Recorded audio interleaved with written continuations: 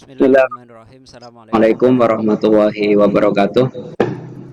Anak-anakku sekalian, siswa-siswi SD Alirsat Kota Tegal, khususnya anak-anak kelas 6, kembali lagi bersama dengan Ustadz Syahid. Kita lanjutkan mapel pendidikan agama Islam. Kita masuk bab yang ketujuh, yaitu iman kepada qada dan qadar.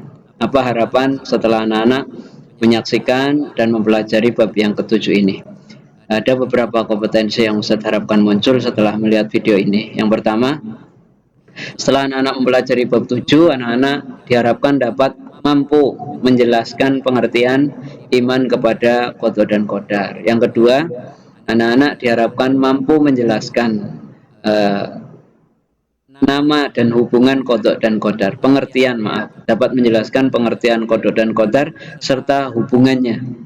Kemudian yang ketiga, siswa dapat menjelaskan macam-macam takdir. Serta yang keempat, anak-anak diharapkan dapat menjelaskan hikmah beriman kepada qada dan qadar. Baik, sekarang kita bahas apa sih pengertian iman kepada qada dan qadar. Apa iman kepada qada dan qadar? Kita bagi dua. Yang pertama pengertian qada dulu. Qada secara bahasa artinya hukum atau ketetapan atau kehendak. Jadi hukum, ketetapan atau kehendak. Ini istilah secara lughawi, secara bahasa. Sedangkan secara istilah, qada itu artinya ketetapan Allah sejak zaman azali yang berkenaan dengan makhluk yang menyangkut baik maupun buruk, susah maupun senang dan lain sebagainya. Segala hal yang berkenaan yang akan menimpa makhluk telah Allah tetapkan dalam Lauhul Mahfuz. Itu makna qada. Jadi makna qada adalah kita meyakini bahwa semua yang menyangkut diri kita, apakah kita akan susah, apakah kita akan baik, apakah kita akan sukses, ataukah kita akan gagal, semuanya sudah ditentukan oleh Allah sejak zaman azali. Itu makna qada. Berarti kita meyakini bahwa semua yang terjadi di dunia ini sudah ditulis oleh Allah, sudah ditetapkan oleh Allah bahwa itu akan terjadi. Apa yang tidak ditetapkan kepada kita tidak terjadi, ya nggak bakalan terjadi. Itu makna qada. Sedangkan qadar secara istilah adalah ketentuan. Maka qadar secara istilah artinya perwujudan atas ketetapan Allah terhadap semua makhluknya. Misalkan tadi kita ditetapkan oleh Allah mati, dan matinya misalkan ditetapkan oleh Allah hari Senin. Pas hari Senin kita mati misalkan, maka itulah ketika kita mati, mati, maka itulah qadarnya Allah, maka itulah ketentuannya Allah, itulah perwujudan ketentuan Allah. Itulah yang dinamakan qadar. Jadi qadar itu perwujudan ketetapan Allah yang sudah Allah tetapkan lewat qadanya. Itu makna qadar. Lalu bagaimana kita memahami hubungan keduanya? Dengan kita meyakini qada dan qadar, maka yang diharapkan muncul dalam diri kita adalah, misalkan kita mau berusaha pada ujian, misalkan kita berhasil apa enggak lah, kayaknya saya gagal lah. Nah, kalau seperti itu namanya belum mengimani kepada qada dan qadar. Orang yang mengimani qada dan qadar, keyakinan yang muncul adalah kita tidak pernah tahu Allah nakdirkan kita gagal atau sukses. Maka tugas kita, karena kita nggak tahu qadanya Allah, dan qada Allah itu ranahnya Allah, nggak boleh kita katakanlah ikut campur ke situ. Yang penting kita nggak tahu Allah takdirkan kita gagal atau sukses. Maka yang penting bagi kita adalah meminta kepada Allah supaya diberikan kesuksesan, kemudian berusaha sekuat tenaga kita. Adapun nanti ketika terjadi ternyata kita sukses benar karena atas usaha kita, maka kita nggak akan sombong karena kesuksesan kita bukan usaha kita, tapi memang Allah yang tentukan. Kalaupun nanti ternyata setelah kita lakukan usaha semaksimal mungkin kok kita gagal, maka kita nggak akan putus asa karena kita yakin bahwa yang kita lakukan sudah benar, adapun keputusan tetap Allah yang sampaikan. Untuk memahami ini, mungkin alangkah baiknya kalau kita lihat hubungan qadha dan qadar itu sebagaimana pasukannya Sultan Muhammad Al-Fatih. Pasukannya Sultan Muhammad Al-Fatih ketika menghadapi tembok Konstantinopel, di mana tembok benteng itu tidak pernah runtuh, tidak pernah ada pasukan satupun yang mampu meruntuhkannya, bahkan sampai ribuan tahun tidak ada pasukan sebesar apapun yang berhasil.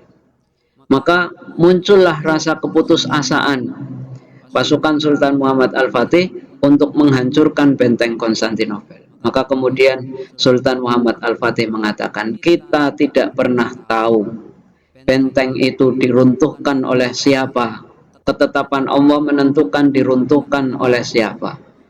Maka yakinilah bisa jadi tembok itu runtuh oleh kita. Siapa yang tahu? Siapa tahu Allah memang mentakdirkan tembok itu runtuh oleh pasukan kita.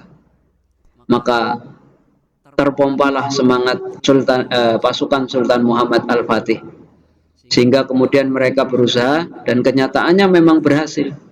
Maka keberhasilan mereka meruntuhkan tembok yang ribuan tahun, ribuan pasukan besar tidak mampu mengalahkannya, runtuh di tangan mereka. Mereka enggak sombong karena mereka meyakini bahwa semua itu sudah Allah tetapkan di atas Lauhul Mahfudz sana.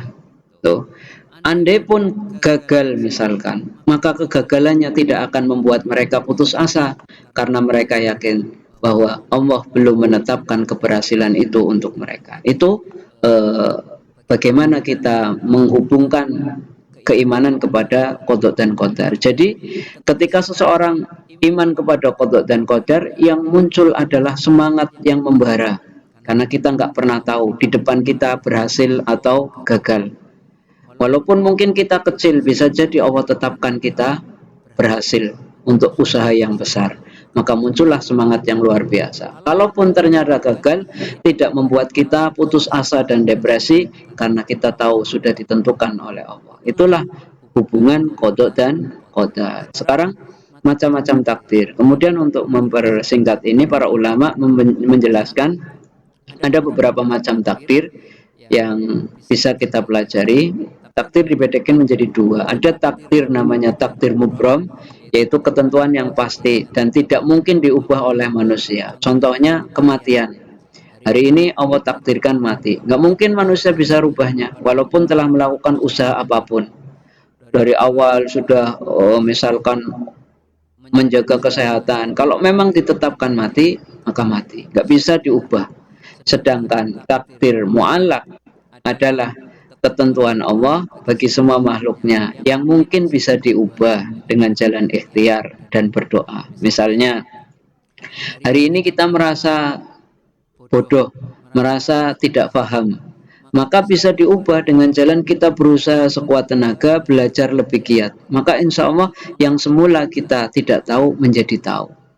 Kemudian kita merasa kekurangan harta, bisa diubah dengan kita berusaha sekuat tenaga, berusaha dan berusaha, maka bisa jadi jalan itu menjadikan kita menjadi kaya raya. Inilah makna takdir mubram dan takdir mu'allaq. Beda dengan misalkan kematian. Kalau memang sudah takdirnya mati, tidak bisa kita merubahnya. Atau jenis kelamin sudah ditentukan laki-laki, nggak bisa kita merubahnya, kemudian berubah menjadi perempuan. Ini makna takdir mubram dan takdir mu'allaq. Maka setelah kita mempelajari ini, diharapkan yang muncul adalah satu.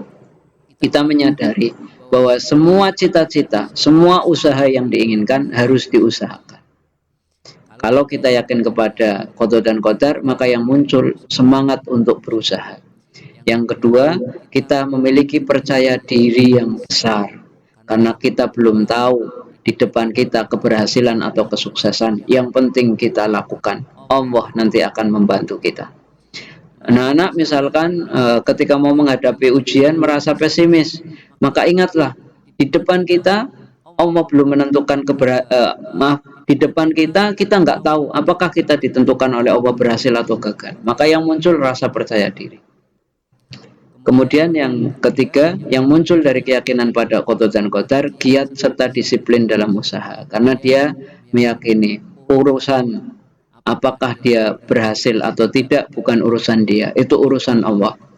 Yang menjadi urusan dia adalah sejauh mana dia disiplin